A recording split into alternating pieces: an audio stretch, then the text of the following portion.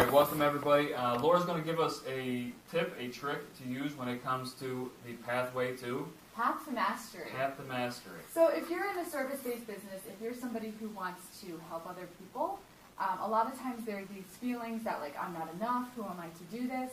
And so I wanted to go over the path to mastery because it's been really helpful for me, especially in the service-based coaching business, to really understand how to grow and develop myself, my business, and how I can serve others. So when it comes to success, we often think that it's going to be this linear path right here, that you're starting here, you're going to get here, and then this is moving around a lot, and then once you get here, then you can help people who are at the bottom, right? That's kind of the assumptions that we make of how we're supposed to serve other people. The truth is, first of all, that actually, there's a couple things here. Talking about the stressor, the anxiety, a lot of people, when it comes to the true path of growth, is actually you're gonna grow for a little bit, and then you're gonna hit a plateau, right? And oftentimes, what happens in this plateau is you're gonna feel stressed, and you're gonna go like this. And you're like, "What the hell am I doing? I don't know." And then all of a sudden, you like get to the next level, right?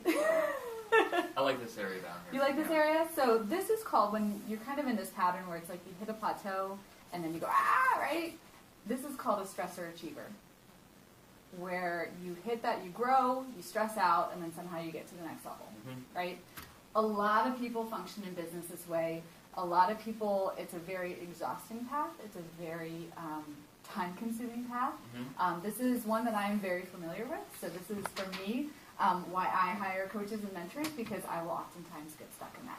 Okay. But,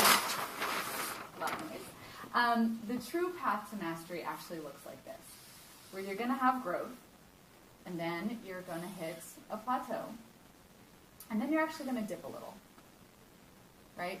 Your negative thinking is going to go apeshit crazy when you hit that dip. Yeah. And, but this is the part where you're actually like putting the pieces together for the next step, and then you grow. So it repeats itself, where the plateaus become shorter, the dips become shorter, and actually usually the first dip is a lot lower.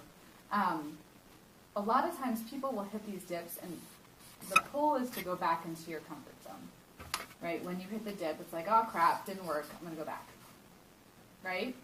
A true master, somebody who's good at this, is going to have growth and say, look, I'm growing. Isn't this fun? This is very exciting.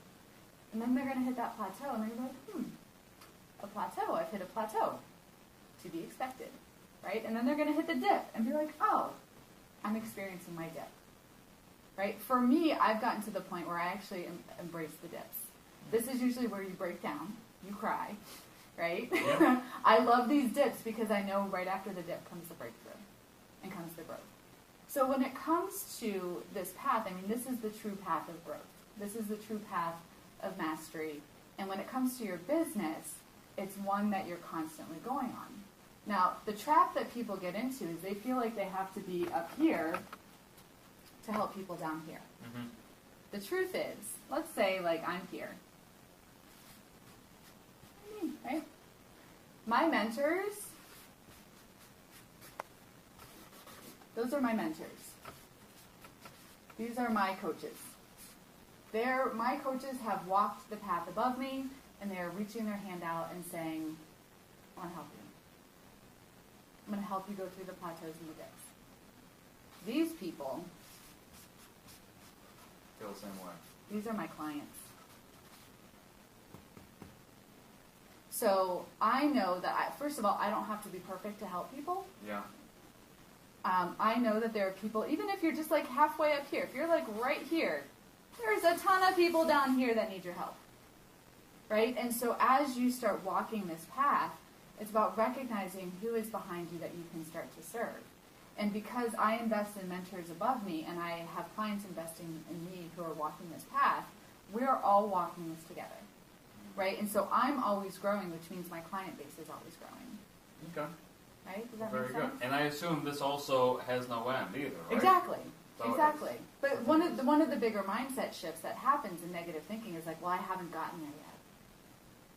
right? That thought will keep you like clawing your way up and feeling like you're not good enough, instead of saying, how far have I gotten, and how can I help people who have yet to make that first step?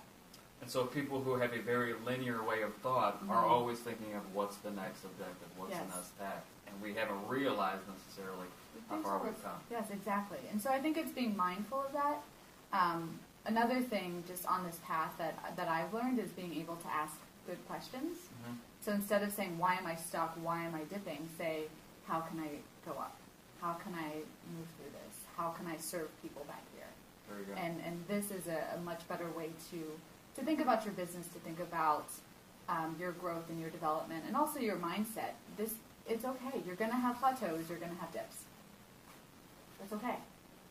It's not the end of the world, right? And with the dips, I learned so much in these dips. I actually love them, but you might think I'm crazy. In the moment, I hate them. My husband really hates them. But in the moment, they're painful. But I always know that I grow so much from them. And I think when I embrace that dip and that plateau, this growth is even better. Wonderful. Well, we want to thank Laura Wieck of laurawick.com once again for detailing us the path to mastery. And always remember, it's always a process. So we're always figuring out what that next step is going to be, and to focus on the growth part rather than... Yeah, focus on the growth, and then also